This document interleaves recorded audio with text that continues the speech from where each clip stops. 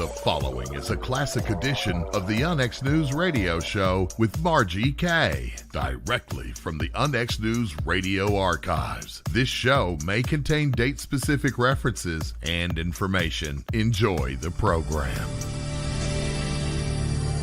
Good evening, everybody. Welcome to the program tonight. I have a guest on tonight that I know you know. His name's Grant Cameron, and he is the author of UFOs, Area 51, and Government Informants. And we're going to be talking with him about that. He has been involved in ufology since 1975, after he saw an object himself, which became locally known as Charlie Red Star. Then he wrote a book about that, and he's written a book now. Well, I guess this is a reissue or an update of UFOs, Area 51, and Government Informants. And I just want to tell you, I found a review of this book online, and this is by Glenn Speck. He says, Grant Cameron and Scott Crane have just released this 2013 update of their 1991 book. This similarly titled book was the first one ever published by MUFON, and it was a limited edition.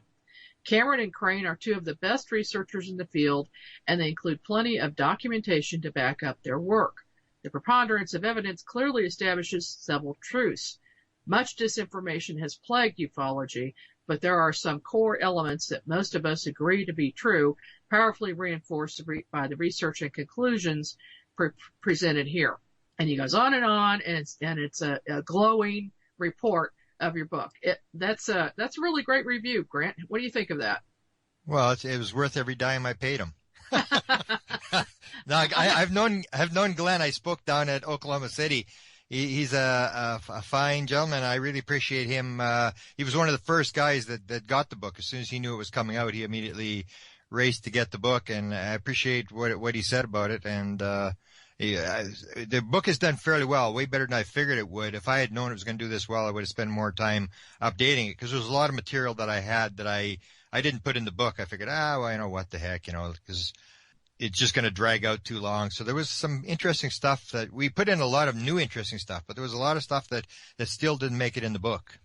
That sounds like a second book in the making to me. Yeah, I even sort of the theory I've had. The problem with the book was when you're updating a book, it's very hard to sort of, for example, one of the stories that we had to put in the new book was the story about the Avery, the falcon and the condor and all these different birds and what was going on and who these people were and these high-level intelligence guys that were sort of behind a lot of this material that was coming out in the 1980s and 1990s. But it was hard to sort of stick it in, if you're trying to figure out, well, which chapter you put it in. And even the last couple of days, I was working with Richard Dolan, who published the book on it.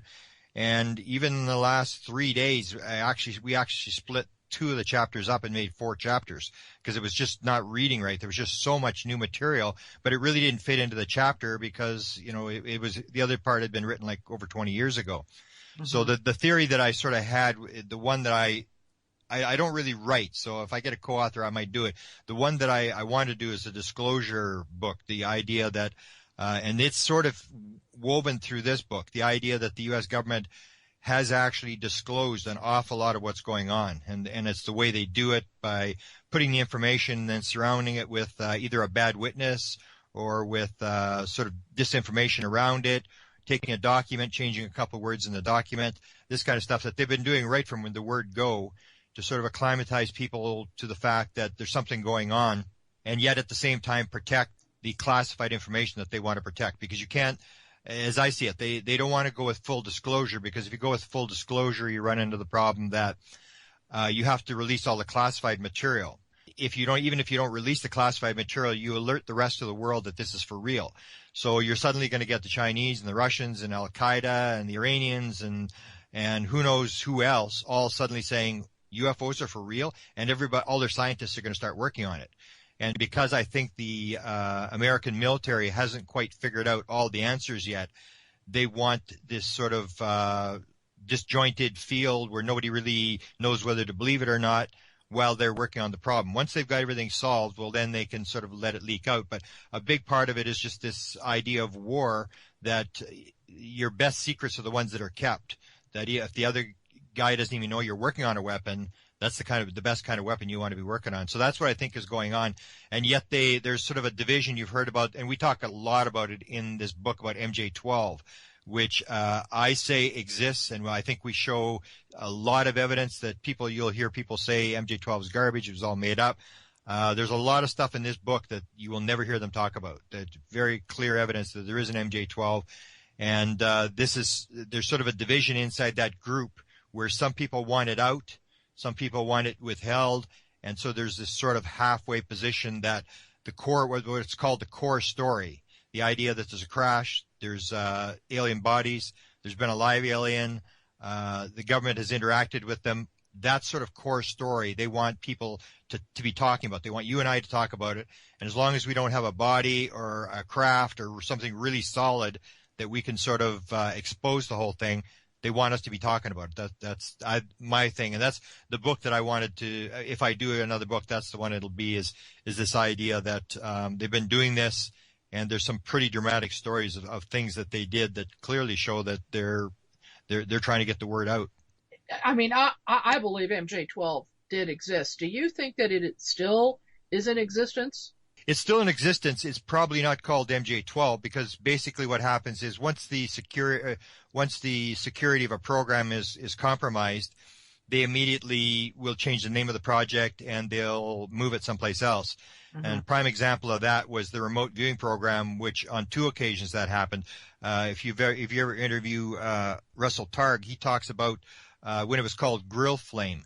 And then what happened is President Carter made a leak. I'm still trying to find the photograph. Apparently there's a photograph of him with a file folder with Grill Flame on it. And once this was exposed, that somebody had this photograph that he had this with this code name on the thing, they immediately it was compromised, the code name, so they changed the name to whatever they changed it to.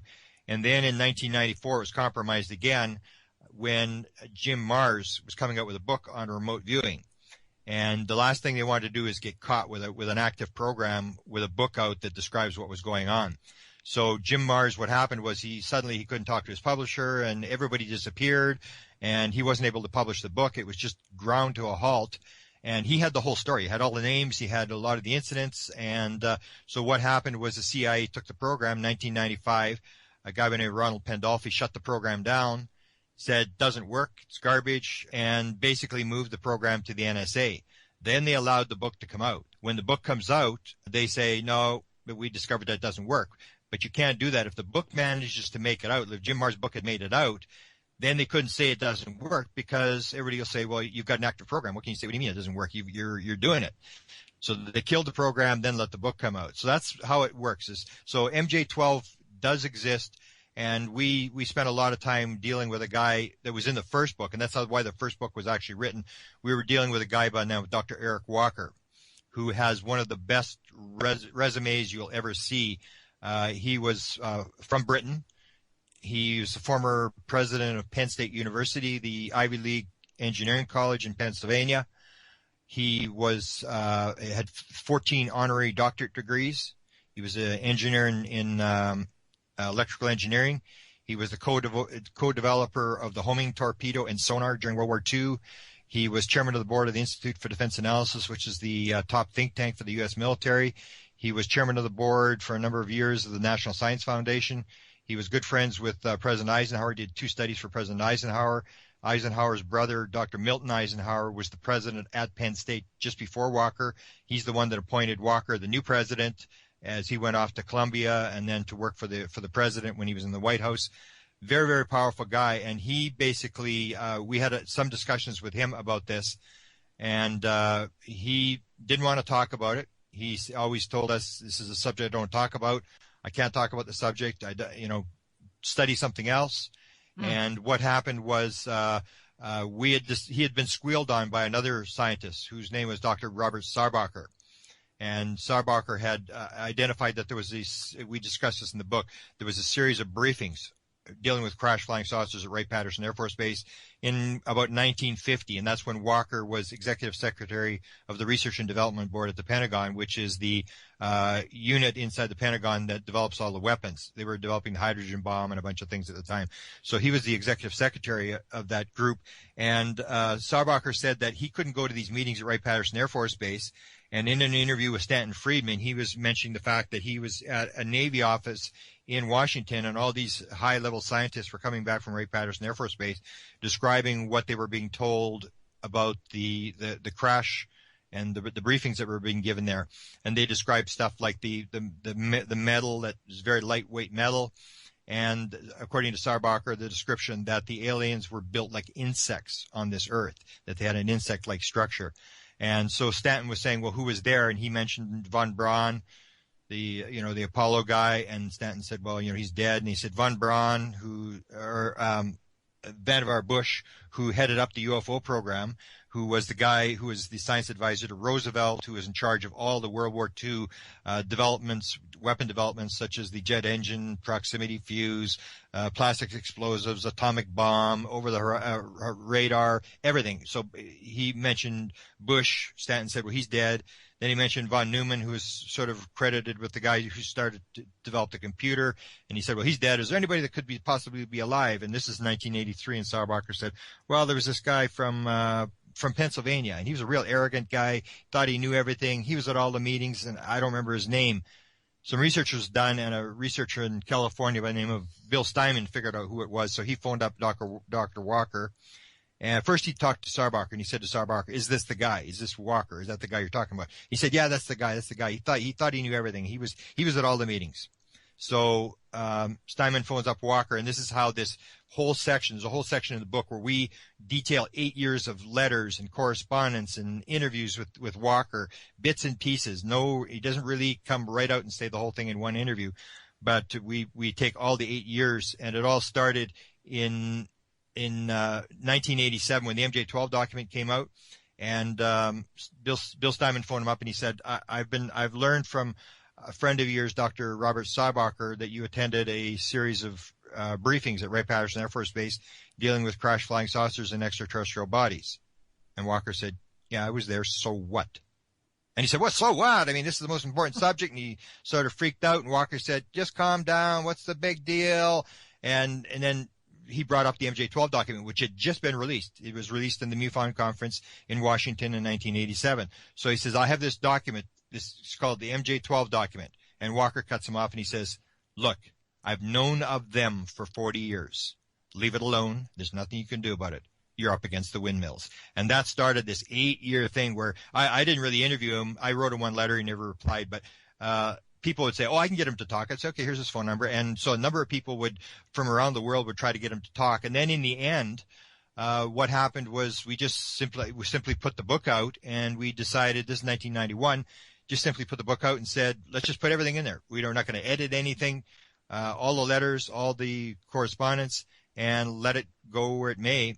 And he was a major figure at Penn State University. So Penn State newspaper found out about it. They sent a reporter, I guess it was a junior type reporter, to interview Walker about the book. And for the first time in 8 years, he could hang up the phone. I mean, he could never hang up the phone. This time he hung up the phone. The girl asked him, she said, there's this book's come out on UFOs and crash flying saucers and stuff, and you're named as one of the people that's involved. And he said, I deny it. I'm busy. I got to go. Click, and hang up the phone. Wow. So I talked to Scott Crane, my co-author, and I said, so when's she going back? And he said, she's not. And that killed the book. It was just game over. MUFON had their 1,000 copies. Eventually, the 1,000 copies got sold. People inside the UFO community, sort of the top people, knew about the story. And the outside world never heard the story. And I was so frustrated. I basically quit ufology. I said, if this can't break the UFO cover-up, the story of what this guy told us and who he was, then nothing's going to break the UFO cover. And I was just frustrated. And for a number of years, I just pulled out. I said, this is just a waste of time.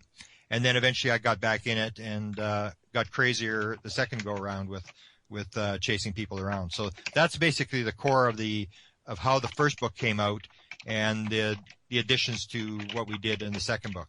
Grant, I know you've been working on this book a long, long time, longer than most people work on books. I will say that. So this has just taken an inordinate amount of research for you. And I know you've gone to the presidential libraries. I know you've been here in Independence, to the Truman Yep. Library several times. When you go to the libraries, do you find new information every time you go? Or do they release new information? How does that work? It's actually quite depressing when you get to UFOs. Like, I'll give you a story. When I was at Independence, the reason I actually went to the Truman Library was because Dr. Eric Walker, when he died in 1994. I went to Penn State University to look through this guy's files. And I mean, I can't believe anybody could collect that much paper. I mean, it was unbelievable what this guy, just tens of thousands of pages of documents from, just a lot of it was just stuff, presidents, birthday wishes, stuff. But it was just, you had to go through all this stuff. And we were basically looking for a file. We knew that he had a file on us, that he would do things. And this is sort of explained in the book, that he would return a letter, a photocopy. He would sort of mark a letter with little snide comments or little check marks or little words and he would photocopy the letter and he would mail the letter back to the person who had sent it to him. So the original, we knew he still had the original. And then in some of the conversations, he would mention other people. He'd say, well, you should talk to Bill Steinman in California or Crane. So then people knew that we knew he had this file. So I was looking for the file. And when I was at Penn State University looking for this file, two things. First of all, I discovered that his son had said the file was there, that there was a file and it mentioned two crashes, one in the West, one in Pennsylvania, which we assumed to be Kecksburg, Pennsylvania. When he transferred the files from the house to Penn State University after his father died, the file was no longer there. Walker knew he had congestive heart failure. He knew he was dying, so I guess he cleared the file out before he died. But when I got there, I discovered in the files that Walker was talking about his research and development board files, and that's when these briefings took place. So he was talking with the Truman Library and saying that he might send these to the Truman Library. So when I went to the Truman Library, I was looking for the Walker files. I wasn't really interested in the presidents. And I got there, and they had a couple of letters between Truman and Walker and stuff like that, but really nothing doing with UFOs. And so I figured while I'm there, I'll check out the UFO stuff. I figured, well, this is the most powerful guy in the world. This is the most important story in the world. Let's see what the president knows about UFOs. So I asked the archivist there, and they're actually very good. If you actually have a question, anybody who does, if you have a question about a president and UFOs, you can write to these archivists. They're basically the same as you and I. They're just very curious people who are, they can be skeptical because there's not much in the library that really backs up our version of the story. But they're interested, and they'll give you a straight answer, except for maybe the Eisenhower Library. They have a skeptic guy that they've sort of hired. But at the Truman Library, they were very good. Any question I wanted answered. So I asked, and they gave me. They had Truman, all the telexes that came into Truman about don't shoot down the UFOs. They had the shoot down order, and a bunch of people were sending messages to the White House, don't shoot the UFOs down. So those files were there, but basically that was it. There was a couple, maybe 20 pages or whatever, and I thought, well, this is kind of weird. I mean, this is a pretty important topic. You figure the president wouldn't have been involved and stuff. So for people who don't live in your area, down the road, it's about 100 miles, 120 miles down in Abilene, Kansas, is the Eisenhower Library. So I figured, well, I'm close. Let's go to the Eisenhower Library. And there you actually have to not dress up, but I mean, everybody wears a suit and it's very formal and stuff. And you actually have to interview to research there. So I had the interview, what I'm going to research on and stuff. And they sat me down and they had 28 million pages of files. I can still remember in the interview, he said, well, here's what we have. And it was 5 pages. It was or 5 documents. And I looked at 5 documents out of 28 million pages. And it was at that point I figured something's wrong here. That there has to be something. There's got to be some sort of cover up, and maybe I'm just not looking in the right place. And it started this search looking through all the different presidential libraries to find out what they knew. And it wasn't until I got to the Clintons that I sort of got lucky with 1,000 pages when I filed with the Office of Science and Technology Policy and got these 1,000 pages of not UFO sightings, but actual UFO documents where there's correspondence between the science advisor and Lawrence Rockefeller and Scott Jones, and these letters going back and forth talking about this Roswell investigation and just amazing correspondence. So I got lucky there. And then what I did with those is that I knew everybody that was involved in the administration. I knew all the names based upon a lot of what Stephen Greer was saying, because Stephen Greer was sort of inside and he was naming people. So what I would do is take all the people I knew were involved in the UFO situation around the Clintons, and I filed at the library when 5 years after the president leaves office, you can file for his files. So I filed for the stuff I was very early in the line, and the way the FOIA works with the Presidential Library is first come, first serve. So I was actually ahead of people like what did they call themselves? A bunch of lawyers in Washington. They were trying to get Hillary Clinton's files because she was running for president, and they wanted to dig all the dirt up about her involvement with Whitewater and stuff.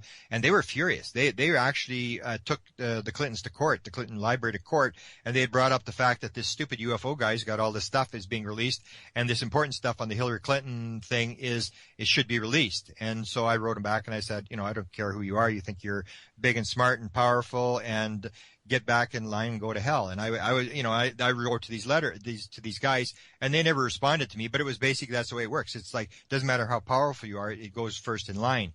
And it was there that we discovered these key documents where Hillary Clinton is involved, and Hillary Clinton will run. I can guarantee you she's going to run in 2016.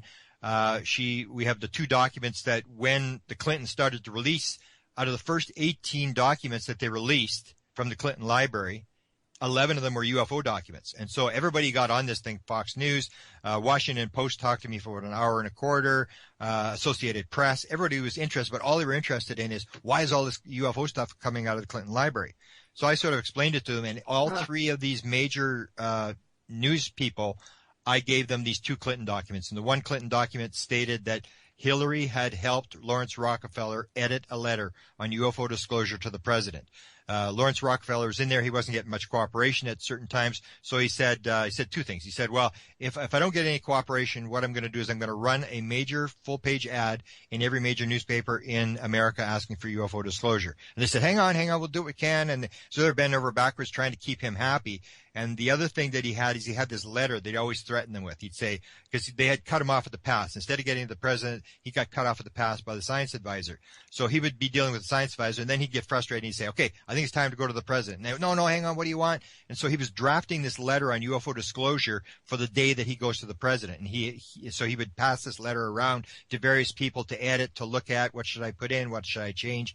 And Hillary Clinton was one of the people who helped him edit that letter on UFO disclosure to the president.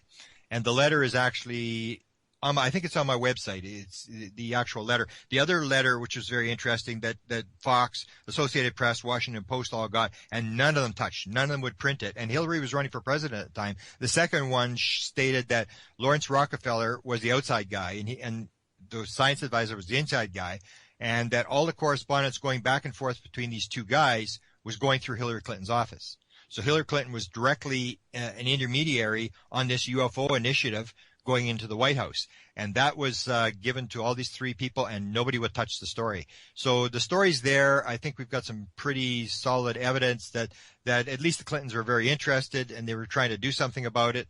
And the media, just for whatever reason, just decided, no, it's not a story, or it was blocked by an editor, or who knows what. But it made for some interesting times in presidential libraries. A lot of the time I can tell people that, you basically sit there and I end up reading stuff that has nothing to do with UFOs because there's nothing there. And it's very boring at the Clinton Library. I even had a photograph the last time I was there. The archivist had two archivists, and I wanted to photograph all the stuff. Instead of reading it, I just go in and I photograph all the documents, because there's, like, on the Clinton, in the Clinton Library, he asked Webster Hubble the answer for UFOs and JFK assassination. So I filed for UFOs, and of course I filed all the files inside the Clinton Library on the Kennedy assassination. And there was 7,600 pages. Now, I haven't seen it yet, but when you go in, you're not going to sit and read 7,600 pages. All you do is you take your camera, you have a bunch of batteries, and you just sit there and photograph it. And the last time I was there, the archivists, they just sit there. I'm the only one in the room working, and there's two of them, and I'm thinking, this is totally stupid. And I wasn't allowed to sit on the side. And they said, well, no, you have to sit in front of us. I said, well, what is this, kindergarten? And it's like, it's a government type thing. And the one actually fell asleep. So I was sitting there taking pictures of the archivist sleeping. And oh my gosh.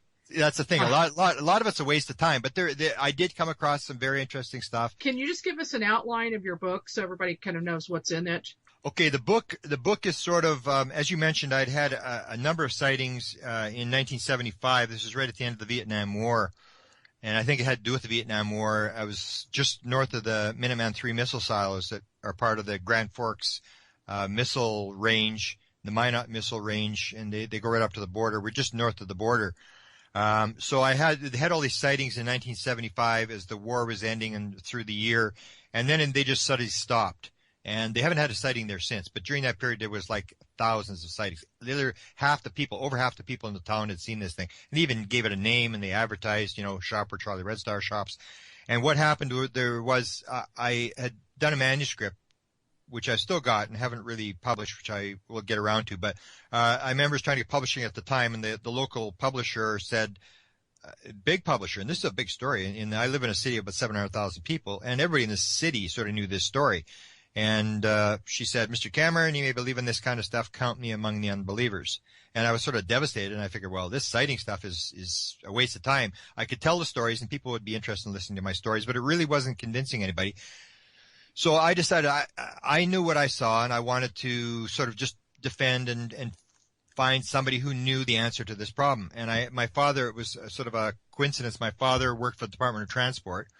And one of the people in his office was a radar tech who had had a sighting in the Carmen area where all these sightings were taking place. So my father put him in contact with him, and he had the sighting. It was nothing. I can't even remember what it was. It was some small, insignificant, saw a light flying around or whatever. And he said, well, if you really want to know about UFOs, you should actually study what happened with the Canadian government back in the 1950s. And this is where the book starts, this UFOs, Area 51 and government informants. And so he said, well, the guy that ran it his name was Wilbur Smith, and he was one of the smartest guys I'd ever met in my life, but he was totally crazy. I mean, he actually was talking to the aliens, and they were landing in his yard, and he was making radio communications with them and stuff like this. And I go, what? And he said, you sure he was running the Canadian program? He said, yeah, he ran the Canadian government program. So I did the research and found out, yes, in fact, this guy by the name of Wilbur Smith had run a program called Project Magnet for the Canadian government from 1950 to 1954, that he was in contact with aliens. They never landed in his backyard, but he did have communication. He had gone to the United States, and this is where this Dr. Walker and Dr. Sarbacher come in. He was the senior radio engineer for what's now the Department of Communications in the Canadian government. And he had gone to the United States, and it was the time when Major Kehoe was releasing a book, his first book on UFOs, and the book on the crash at Aztec had just come out. So he had seen these books, and he was very interested, Wilbur Smith. So he went through the Canadian Embassy, and what they did is they used the military liaison at the Canadian Embassy to ask the Americans what was going on. So the liaison, if they're working on, Canadians and Americans worked on a lot of different stuff together. So say the Americans would be working on something, they'd say to the Canadians, well, is anybody working on this? We want some help. And we were the same thing. So the liaison put out the query on UFOs, and it came back to interview Dr. Robert Sarbacher. He was a scientist in Washington who was sort of brought in by various military staff. He's a physicist brought in by various military units to do work on this project or work on that project, sort of an independent guy. And he was brought into the Canadian Embassy, and the interview took place with Wilbur Smith. And basically, Sarbacher said, yeah, it's for real. Smith said, I understand it's for real. He said, yeah, flying saucers exist. It's the most highly classified subject in the United States. Puts all this interview, and Smith makes a handwritten copy of the interview, goes back to Canada and writes what is one of the most famous documents in ufology. It's called the Top Secret Memo. The Canadian government will not deny this is not a top secret memo. It's in their archives. They will say, yes, it was a top secret memo. It's a legitimate memo. It was written by Smith. It was signed by Edwards and all these different people. It was declassified in 1978. And in the top secret memo, Smith talks about the fact that he goes to the United States, and he thinks that flying saucers, he never called them UFOs. I think he knew why the Air Force had called them UFOs, was to sort of distort the waters. He always called them flying discs or flying saucers. And he wrote to the deputy minister of the Department of Transport, and what he had was an idea that the UFOs were using the Earth's magnetic field for propulsion, and he wanted to get funding for this, and figuring that if we could develop this, the Canadians could develop this, then you could get a free source of energy. So he details what he learned in the United States. He said he was in the United States, and he learned UFOs are for real. It's the most highly classified subject in the United States. There's a small group headed by Dr. Vannevar Bush who is trying to figure this thing out. And then he says something very interesting, which I talk about I give a lecture on consciousness, which I may do when I come down to Kansas City. And this was this idea about consciousness. He talks about this, and a lot of researchers have talked about this fact that he said the Americans confirmed this was for real. And the very next line after that, something I ignored for 25 years and now talk about it quite a bit, he said, and I was also informed by U.S. officials that other things might be associated with the flying saucers, such as mental phenomena, and that the Americans aren't doing very well because they've asked if anybody in Canada is working on it, they're willing to cooperate and exchange credentials and go from there. The key part to that is the fact that mental phenomena associated with saucers was totally unknown at the time. The abductees who talk about being abducted and using telepathy with aliens would not be public until 1966 when the Betty and Barney Hill book became public. The first contactee did not appear till November of 1952. This is 2 years before that, and Wilbur Smith is saying that American officials, not people on the street, American officials are telling him that mental phenomena may be associated with the saucer. The only way that I think they could have known that was the predominant story now that Roswell involved 3 dead aliens and 1 live alien. And there's a number of stories around that I quote in my consciousness lecture where people are talking at Roswell, talking about the interacting with this alien, and the aliens talking in their head and this whole thing. So they knew right from the time of Roswell that mental phenomena was real, and it was very important that if you could develop this kind of technology, it was very significant militarily. And then later on, what I discovered was that Dr. Eric Walker, who I talked about before, we were talking to him about MJ-12 and how MJ-12 worked, how many people were on it, and he was trying to avoid answering the questions and stuff. And we were playing this little game. A guy from Britain was interviewing him, and suddenly he cuts off the guy. This is 1991, this interview took place. He said, "Look, let me ask you a question. What do you know about ESP?" And the guy in Britain gave some lame answer. I can't even remember what he said, some stupid answer. And then Walker said, "Listen," and they're talking about MJ-12 because the question was, what about MJ-12? He says, "Listen, unless you understand ESP and how it works, you will not be taken in." Talking about MJ-12, you will not be taken in. Very few people understand about it. And then the conversation went back to aliens and MJ-12 and all this kind of stuff. And it was just this one break where he suddenly says, "What do you know about ESP?" Then in 1993, to connect this, and we talk about this in the book, Ben Rich gives this famous speech at UCLA to the alumni, the engineering alumni at UCLA. He's got cancer. He's dying. He shows this slide, which Jan Hartson has talked about, and Keller, I think, is the other guy that talked about it. They were both in the room. And they talk about the fact that he shows this slide. It has a flying saucer at the very last slide. And he says, "We now have the technology to take ET home. We've discovered the mistake in the equation."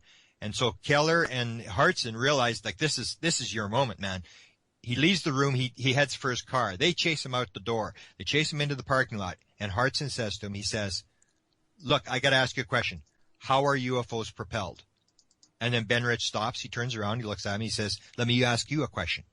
How does ESP work?" And Hartson says, "Well, that just means that all things in time and space are connected." And Ben Rich turns around and says, "That's how it works." Gets in his car and drives away. So this whole thing about this mental phenomena thing, we have 3 incidents, 1950, 1991, 1993, where everybody's saying the same thing, that if you want to understand UFOs, you got to understand consciousness. You got to understand this non-locality, this entanglement, all this kind of stuff that quantum physics is now talking about. And then you're going to start to understand how UFOs get here, how they propel themselves, and the importance of the mind and the ESP and all this kind of stuff. So that was a development that we talk about in the book. But we go from the Canadian government and what they were doing, and I tell a lot of the stories that people really don't realize, that the Canadian government had all sorts of contacts, that they had actually, the Canadian government, this is in 1954, this is the same year that Eisenhower, the rumored story that Eisenhower had met with the aliens at Edwards Air Force Base in February of 1954. This occurred in 1954 as well, and it was actually Paul Hellyer who mentioned this in a speech when he was defense minister in 1967, the fact that the Canadians had opened a UFO a base for UFOs to land in 1954, the same year as Eisenhower had his contact, and that the UFOs didn't land, therefore UFOs don't exist. And so, of course, I immediately write to Hellyer, and I say, "Well, Mr. Hellyer, how do the UFOs know where to land? I mean, it's fine that you opened the base, but there must have been a communication. How did they know where to land? And Hellier couldn't remember who had given him the stuff. He couldn't even remember giving the speech, so that didn't go anywhere. And so I went to his wife. Wilbur Smith died in 1962. I went to his wife in 1977. And, of course, I had this story in the back of my mind, and it was on the front page of every newspaper in Canada about this top secret program to land aliens at this base. So I took it, and I just handed her. I said, Mrs. Smith, I said, here's an article. Can you read it, and can you tell me whether Wilbur Smith was involved in this? She sat there, and she quietly read the article, and then she said, yeah, that was Wilbur. And I said, so what happened? She said, well, Wilbur was in contact with AFA. The alien's name was AFA. And I can tell lots of stories about AFA. The CIA was involved with it, FBI, Navy intelligence. Everybody was involved with this AFA character. She said, well, AFA, he was in contact with AFA, and he'd gone to the Canadian government. He said, if you quit trying to shoot it down, I'll get it to land. And they said, okay, fine. So the Royal Canadian Mounted Police were involved, which is our federal police force. The Prime Minister and his cabinet were involved, and the Defense Department were involved. They all made the agreement. Yes, they would allow AFA to land at Suffield, Alberta, which is our Area 51. It's no flyover. It's a very top secret. It's an army base in Alberta. Mm-hmm. So then Smith said, well, AFA wants a guarantee that when you're finished talking to him and doing whatever, we need 100% guarantee that he's going to be allowed to take off. The Royal Canadian Mounted Police agreed.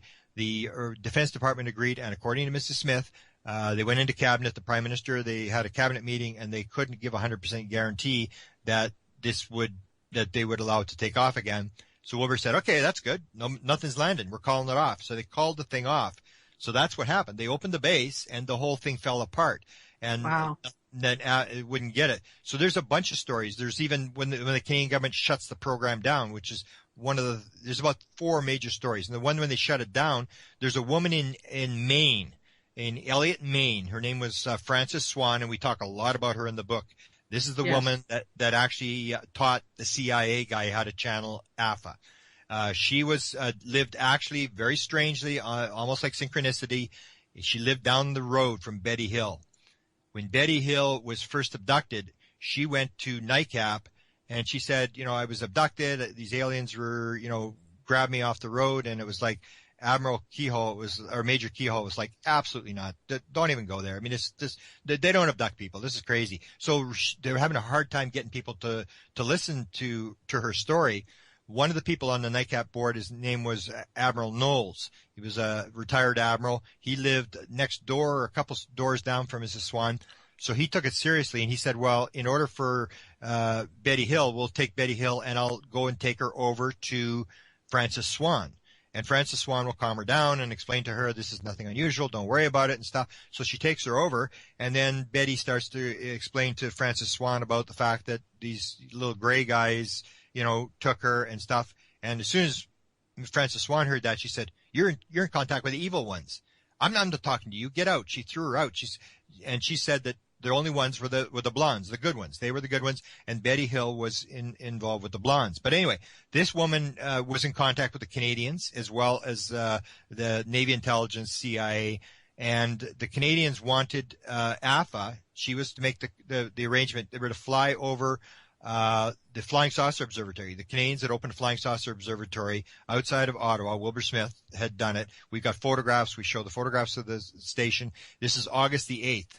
And they wanted to fly over, and it was supposed to be on the 1st. According to the notes from Swan, it was supposed to have happened on the 1st. It happened on the 8th.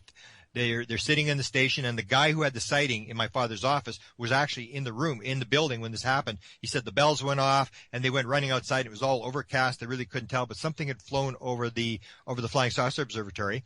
And Wilbur Smith, of course, the media was all over it, and media asked him questions. And he said, well, if there's nothing wrong with the equipment, we've just detected the first flying saucer over the nation's capital. Well, that was the wrong thing to say. 2 days later, they shut down the Canadian government program and said, we discovered nothing. Wilbur Smith can use the equipment, but he can't make any statements on behalf of the Canadian government. There are no UFOs. There's no national security implications. And they shut the program down. And this was like 1954. And that was the same time the Navy intelligence in the United States was dealing with her. And in 59, they went down to see her. And there's a very bizarre story that's told in a documentary called UFOs Past, Present, and Future, which was done in 1975, and you can actually find it on YouTube. It's the second version. It was done in 1979 called UFOs It Has Begun. Rod Serling was the narrator, and you will see Robert Friend, the head of Blue Book, actually in the room where this happened in Washington. And what happened was Navy intelligence knew about this woman. They sent up 2 Navy intelligence officers fly up to talk to her. And she said to them, well, sit down, I'll show you how to do it. So the one guy sits down, she puts her hand on his right shoulder, and suddenly this guy starts channeling this alien by the name of Alpha. And he's all excited, and they zip back to Washington, D.C., and they go to the National Photographic Interpretation Center where the one guy works. The National Photographic Interpretation Center was one of the most top secret buildings in Washington. It was where they analyzed all the U-2, all the SR-71, all the spy photographs. Oh. And it was run by a guy by the name of Arthur Lundahl. He was the weird desk guy. He was the guy, the top UFO guy inside the CIA. He was fascinated with UFOs, and so he's running the thing. This Larson guy comes in. She's taught me how to do this, and so Lundahl, and this is all explained in this documentary, said, "Okay, sit down. Let's talk to the alien." So they sit down, and Lundahl actually told the story to Bob Emenegger, one of the producers. And when Bob said, "Well, can you go on camera and tell the story?" He said, "No, Bob, you don't understand. I'm CIA. I'm still on duty."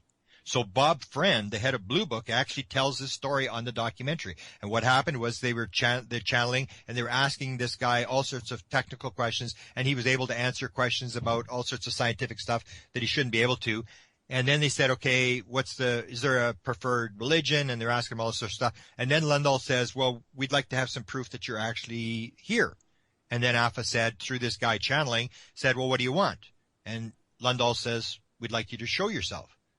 And then the guy just said, "Go to the window."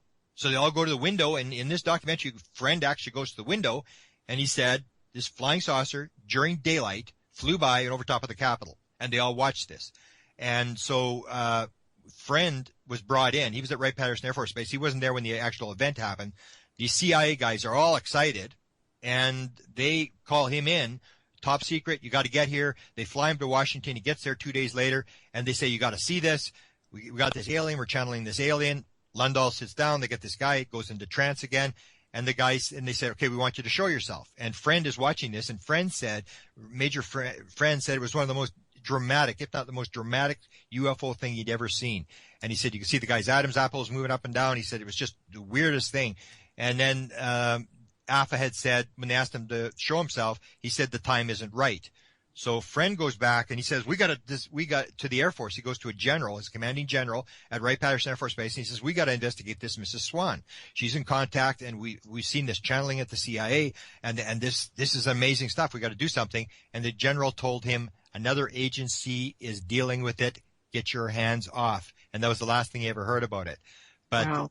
You have this sort of thing. And in Britain, there's a story in 1954 where one of the top British people in charge of the nuclear weapons is also contacted by an alien. And the alien wants to meet with Prince Philip. And so that story, Tim Good has told that story in his book about this high-ranking guy. Everything happened in 1954. Eisenhower, the story in Canada of the encounter, the Swan thing, and the thing that a lot of people we discuss in the book was that in 1954 as well, while Eisenhower had this sort of encounter, the question is, how did they make the contact with the aliens? In 1954, this woman was also stating quite clearly that there was 2 huge spacecraft orbiting the world, and that's Alpha was controlling the one, and there was a Ponar guy that was doing the other one, and Aviation Week picked it up, New York Times picked it up, a lot of newspapers picked it up about these 2 objects that were rotating around the Earth, but don't worry, they're just natural satellites. And of course, if there were natural satellites like the moon, they don't just fly away. They're not there anymore. But in 1954, a lot of scientific journals were talking about these 2 satellites. They were going around the world. And at the same time, Mrs. Swan was saying they're alien spacecraft, which might explain how these contacts took place, how Eisenhower was able to contact them. And it's just a bizarre thing, a story. You may be coming up on a break, but there's a story in 54 with these 2 satellites that happens in Chicago. If you go to and you can read this story, the CIA put out in 1997, they put out a white paper. James Wosley Stephen Greer met with James Woolsey, forced James Woolsey to get another UFO investigation. Woolsey asked to have the files reinvestigated. In 1997, after Woolsey leaves the CIA, they put out another UFO paper, and this paper says, not national security, a lot of the UFOs were people misidentifying U-2, SR-71, this garbage thing. But in there, they tell this story about the two Meyer sisters in Chicago, when the radio station in Chicago tried to make communication with these two satellites that were in all the newspapers. And they leave the air open for 15 seconds, and these two women pick up a message. And if you go to the CIA, if you go to my book, it tells the story in the book, but if you go to the CIA website, they tell their version of the story. It's a little bit not quite accurate. And it basically says that the CIA had to get this tape.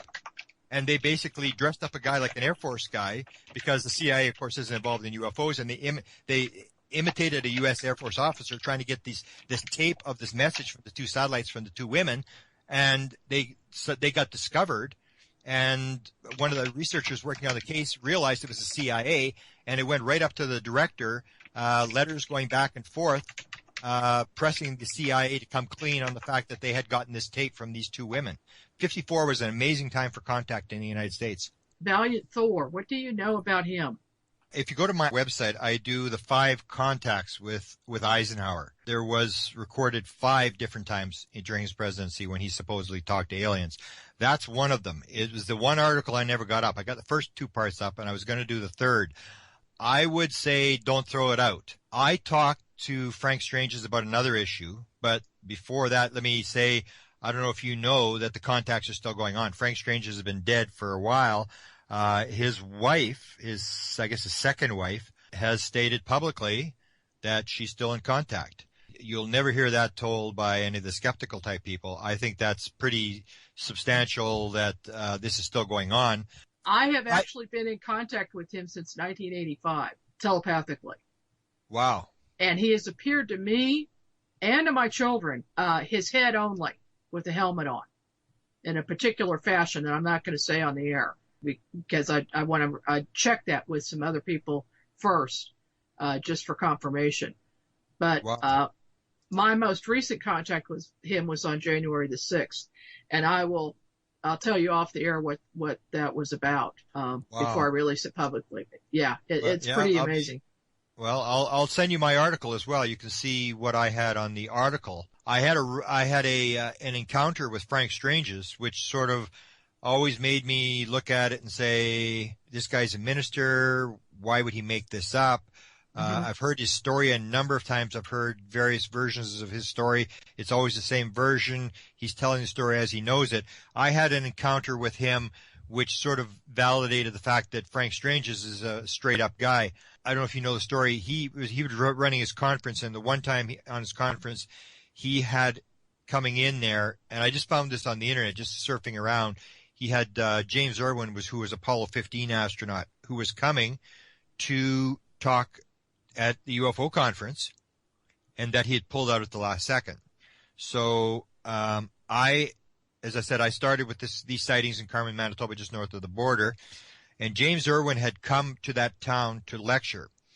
And the guy who ran the airport and the town, good friend of mine, was also a guy who sort of gave people directions. When they came out to see the UFO, he would say, go here, go here. He'd had more sightings. I think he told me he had about 150 sightings. I had, including the stuff on the ground, I had maybe 100 over 2 years. A lot of it was, not major. But anyway, so he tells me the story that James Irwin goes there and he's lecturing at the high school.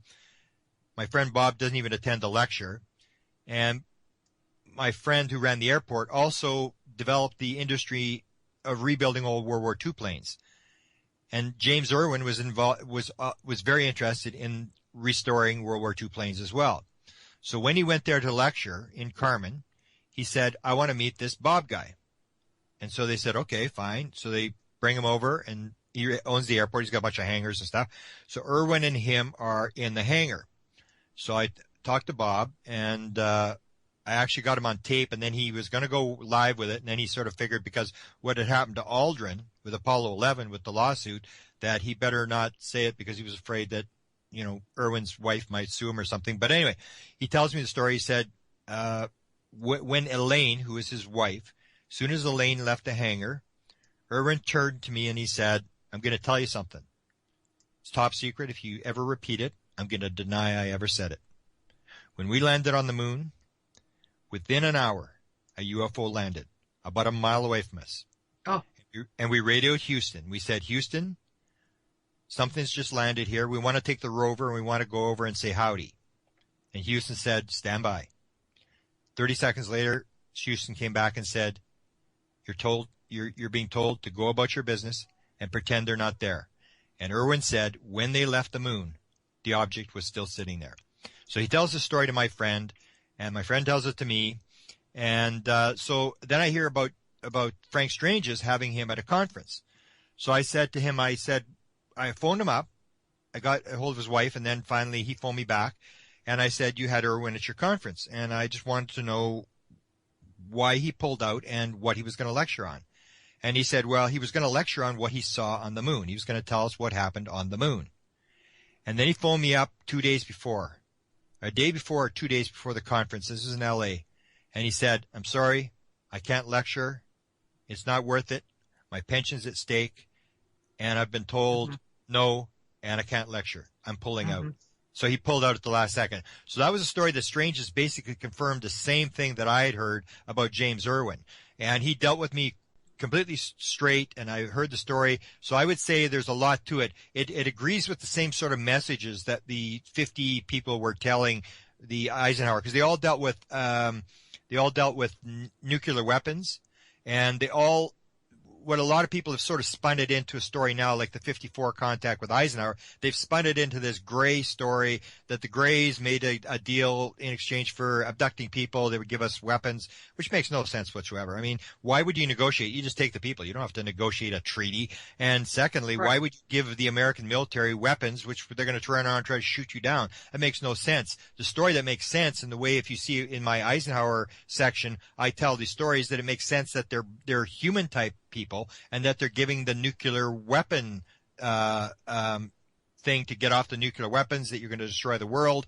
And that was the message. And that makes more sense, because if you take a look at the Eisenhower in February, Eisenhower has the encounter, and if it was like human type Nordics or whatever, and they were telling him to back off the atomic weapons, that makes sense that Eisenhower said, no, we're going to go ahead with it, because only days after that encounter, that Saturday night when Eisenhower definitely disappeared from Palm Springs, from this ranch where he was staying, there was a nuclear test, Castle Bravo, in the Pacific.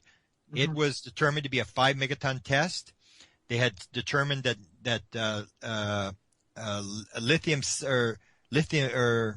lithium-7 or whatever they're using was neutral, and that it wouldn't affect, and it wasn't neutral, it was active. And the bomb turned out not to be 5, it turned out to be 15. Total miscalculation. Absolutely, they had to rescue the guys that detonated the bomb, were 20 miles away on another island. They actually had to evacuate these guys. The radiation detectors were going up. These guys had to put sheets on to cover themselves from all the radioactive fallout that was coming down. They raced the helicopter and got these guys off. They wiped 3 islands. The island that they detonated disappeared. 3 islands downrange. The wind was going the wrong direction. They polluted 3 islands. They took those people off the islands. They moved them. They've paid at this point $250 million in reparations. Those people are still not back on the island. It was the biggest nuclear disaster until Chernobyl. And this happened only days after this story. So I say, if Eisenhower did meet with the aliens, it was a warning about nuclear weapons, which they turned down, and the aliens were warning them, you're messing around with stuff. And it turned out to be true, that they had this disaster only days after that encounter.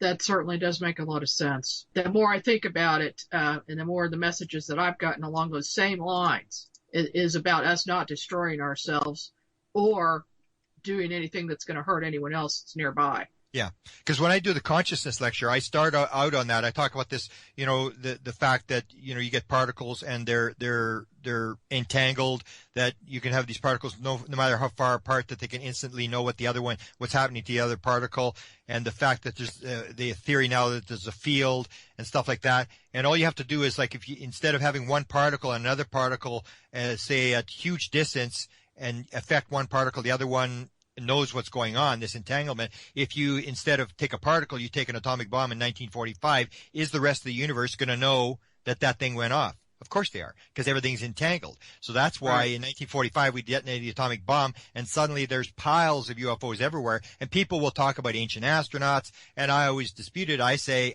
I've studied the presidents, and the presidents are like popes. They're like gods. Everything that the president does is recorded. And before Roosevelt, there is nothing dealing with presidents and UFOs. As soon as Roosevelt comes, all the stories start, all the encounters, all the few documents that we have. Before that, you have like different presidents talking about, like Lincoln, and a bunch of first ladies talking about ghosts and channeling and, bringing up spirits and stuff. But there's no discussion about UFOs ever, which indicates to me that the UFO phenomena is something that started with the atomic bomb. There may have been the odd UFO seen back there, but the major thing happened with the detonation of the atomic bomb, and it links into this consciousness idea that everything is linked in the universe, and everything that we do affects the rest of the universe, and they know what's going on here. Yeah, I've got a couple questions in chat that I need to ask real quick. Does Grant think SETI is a silly effort to investigate or serves a legitimate purpose? I agree. It's the stupidest thing that ever came down the pike. I mean, you send a message and you pick up a message from someplace 10,000 light years away. So you go radio back and say hello. It's like 20,000 years till you get the next message. I mean, it's absolutely stupid. I used to refer to it as like being, in the old days with the sort of the Indian thing in the old movies with the cowboys and the Indians would be around the wagon train, and they're zipping around and people are getting, shot and stuff like that. And meanwhile, you got the guy with the telescope looking out over the hills and saying, I don't see any Indians. What do you mean Indians? It's like, it's right here. But a lot of this comes down, and it's the same with science. Like if you go to the National Academy of Sciences, only 4% of the National Academy of Sciences believes in anything paranormal or that sort of thing. It becomes very political. People don't realize that it's a game of money, that you just got to keep the game going. Even if you're a SETI guy and you really don't believe this is for real, this is your job. This is how you pay. You're not going to come out and say it's garbage because you're looking for another job. So people got to realize you got to follow the money. It's a money game, and it's very hard for people to sort of kill their program and suddenly decide. Same as UFOs is going to put a lot of scientific research out of business once it becomes known. It's like suddenly they realize that everything they've believed has been totally wrong. I mean, how do you got to keep that thing going? You got to keep, because there's a lot of money involved. Well, that's fascinating stuff, Grant. And unfortunately, we've run out of time for tonight. But thank you so much for being on the program. We've got your website linked up at margiek.com. And I really appreciate your taking the time and the interest in what I'm doing. And thank you to our listeners. This is UnX News Radio. I'm your host, Margie K. Visit my website at margiek.com. That's margiekay.com. We'll see you next time.